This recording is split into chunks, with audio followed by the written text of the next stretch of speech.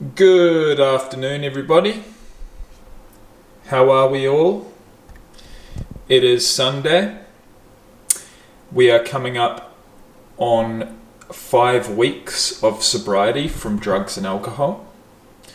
This is my lunch, which I've just had, and my dinner, which I will have later on. We've got overall, it was around about a kg worth of chicken breast. I've probably had, almost half. And I had 6 small onions and 2 bunches of broccolini. I've gone through half of basically everything I cooked.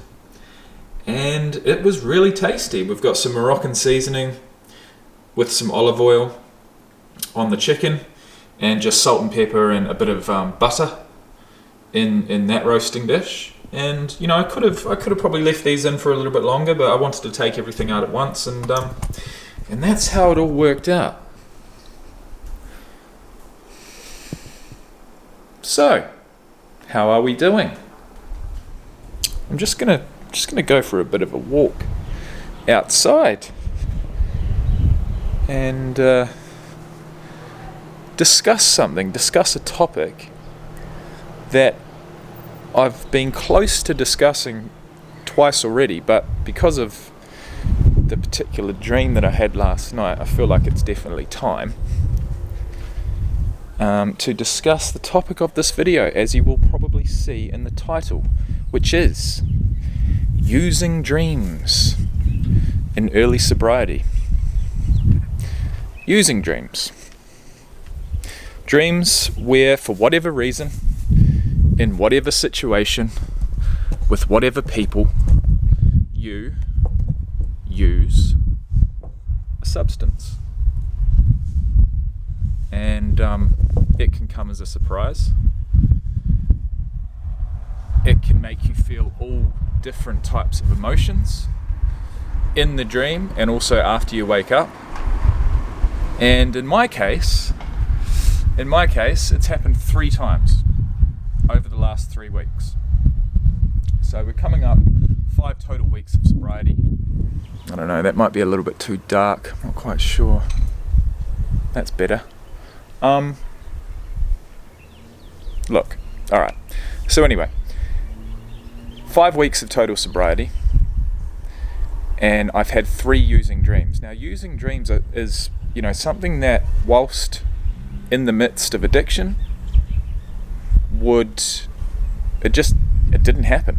It didn't happen for whatever reason. That's not where my mind was, And so now that it has happened, it's new to me, it's interesting, and it definitely makes me feel some kind of way, both in the dream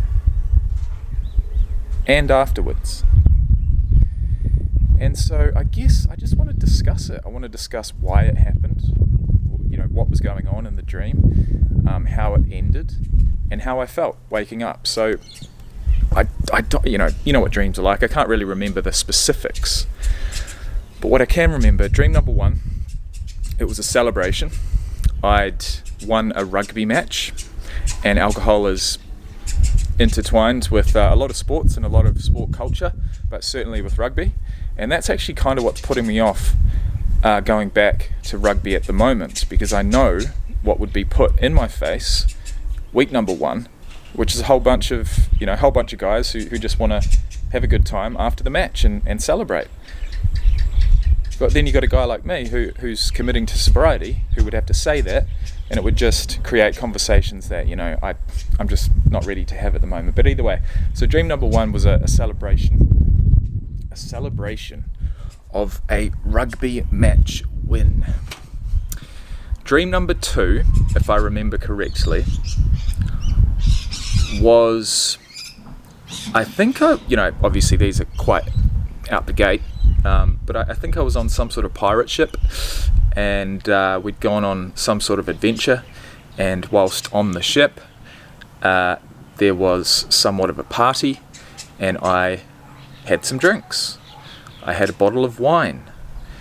Now, I can't really remember how I felt after the first one, but waking up after the second one, I had a total sense of relief. I was like, okay, I'm not on a boat, I'm in my bed, it's 5 a.m, and I've got to go to work. What a relief. Funnily enough. But in that dream, I felt the disappointment. In both of the first two dreams, I felt the disappointment. I felt the feelings that I would do in my real life. So what that says to me is that even within a dream, subconsciously, my brain and my mind and my thought patterns are in sync with how I am consciously whilst awake. So, the dream went as it did, went through the different stages of as a dream does, and I will say that my sleep overall has been, I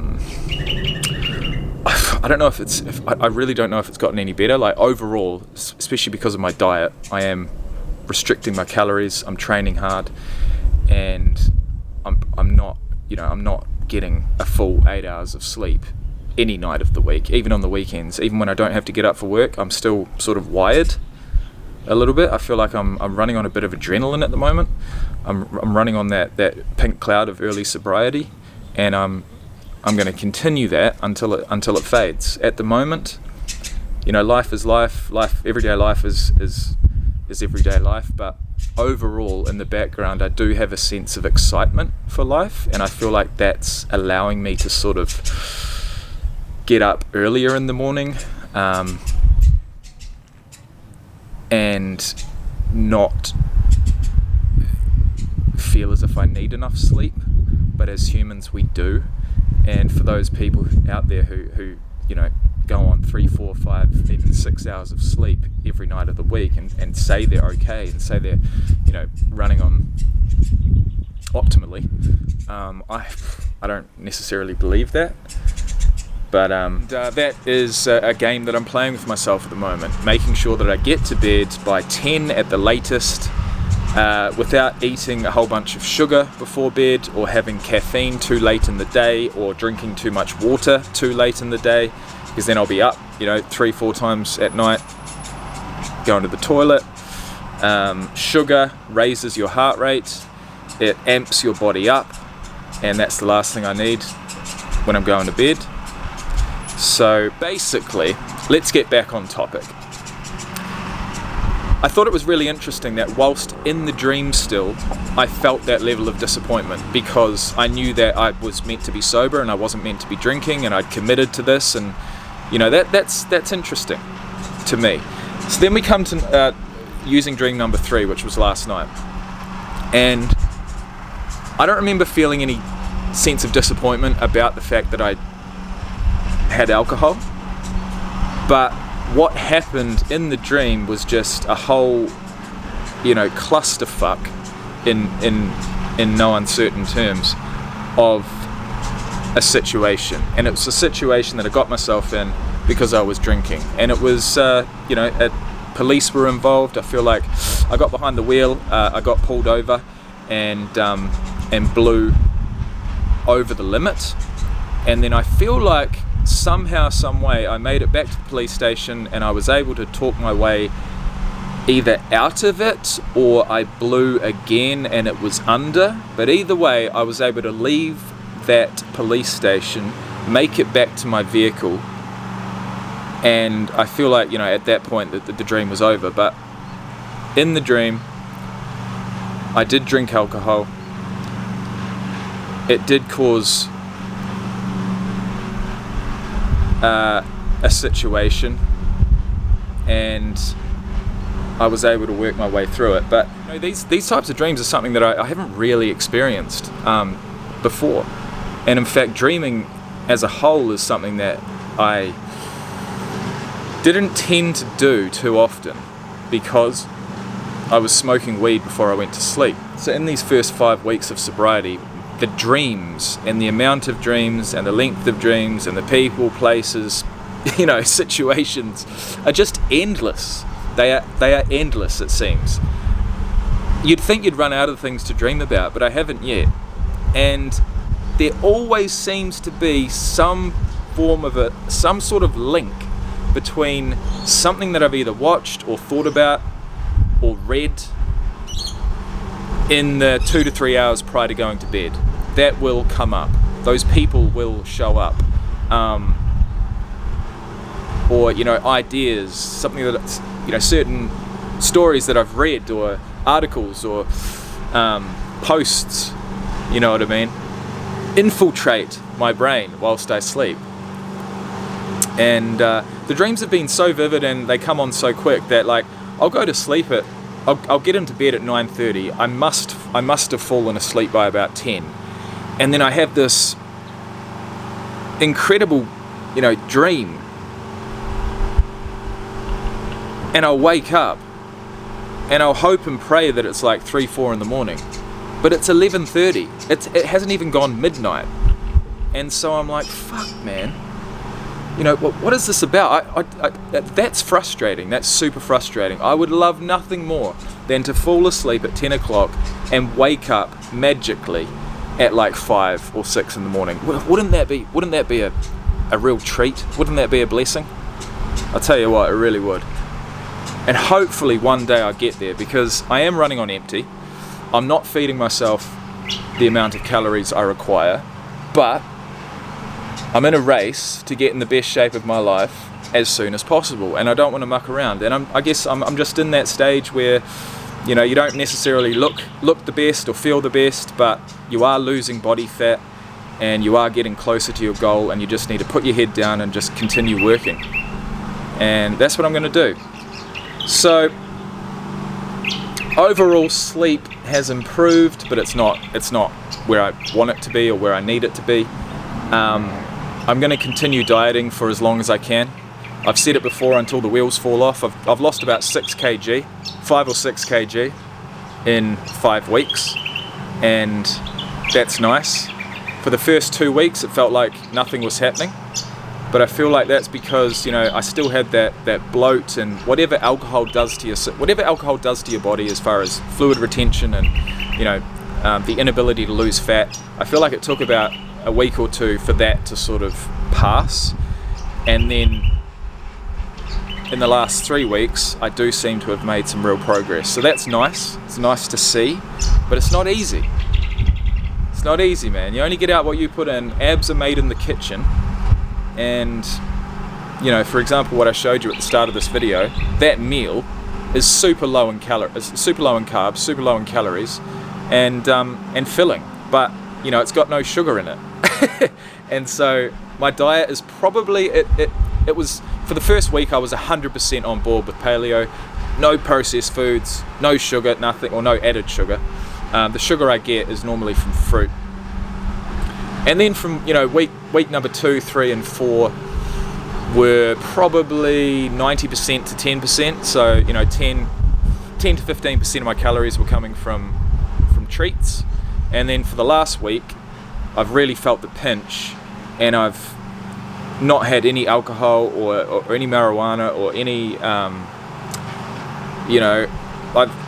to get my dopamine. I'm searching for other ways and means of getting it, and doing activities and keeping busy throughout the day is only gonna serve you so much, and especially when you're doing the same things each and every day, each and every weekend, which I'm doing at the moment, which is fine. That's life, but I've probably gone to around about 20% of my calories coming from shit, basically. So whether I have 2,500 calories in a day and I have 500 calories of ice cream or a chocolate bar or a muffin or something like that, or whether I stick to my goal, which is 2,000 calories a day, and I have 400 calories of those types of foods, that's okay. And it is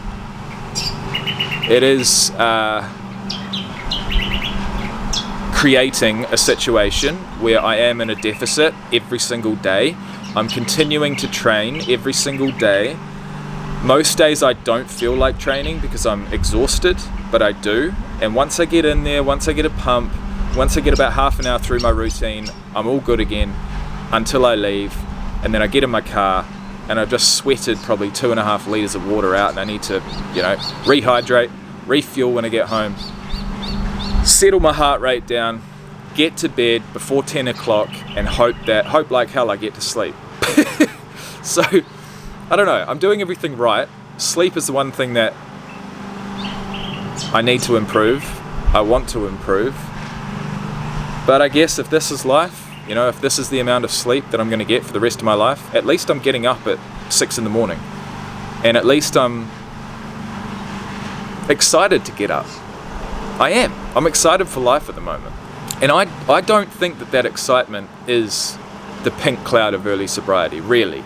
I feel like that's part of it, but I also feel like, after 5 weeks, you start to realize, well, this is life. And if you want your life to continue like this, and this is good enough for you, then keep doing what you're doing. And if you want to make change and you see a part of your life or a situation that you're in that you want to change, do it. And that may take steps to put in place. It may take some preparation to create the change that you want, but a sober mind allows all that. And so having a sober mind, whether I'm tired or not, is a blessing, and it is really opening up my mind and my life to the little things, a nice blue sky day, which is what we've got today. The birds chirping in the background, watching my cat chase the birds and have fun, going down to the gym and walking in with, with a real sense of purpose and hope and camaraderie, and walking into work with my head held high. I haven't made any mistakes the night before. I'm living my best life. I may not enjoy my job, but everything else in the background is going well. And so, hey, like I said before, if I feel like there's something I want to change in life, like my job, then I can. But it's going to take steps. It's going to take redoing my CV, sitting down one evening, putting, a whole bunch of applications out there, waiting, having patience. Patience is a virtue, and that's something I'm trying to have at the moment.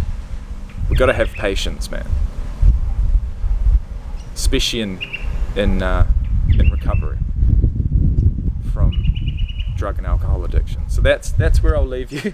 This video's gone on way too long. I've kind of gone around in circles, but yeah, it's interesting, isn't it? Using dreams, a phenomenon that I've experienced now 3 times, 3 different situations, and they've all made me feel some kind of way in the dream, but most certainly a hell of a lot of relief as I wake up in my bed, in the real world, So something's happening up here, something significant, and that's about it, guys. So it's Sunday evening, it's about 5 o'clock. I guess I am a little bit lonely, to be fair. Overall, there is a sense of that, and that's just another situation, another thing, another aspect of life that if I want to change it, I'm going to have to change it.